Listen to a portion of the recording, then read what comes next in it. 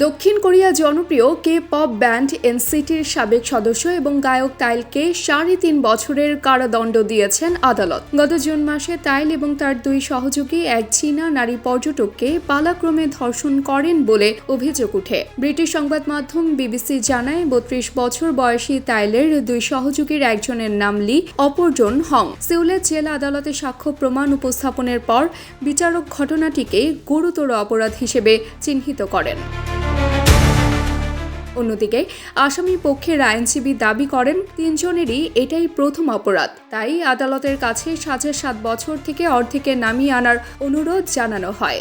আদালত এ বিষয়ে চূড়ান্ত সিদ্ধান্ত দেওয়ার আগে শুনানিতে জানানো হয়, ঘটনার দিন ভুক্তভোগী তরুণী গায়ক তাইল ও তার ২ সহযোগীর সঙ্গে একটি বারে মদ্যপান করছিলেন।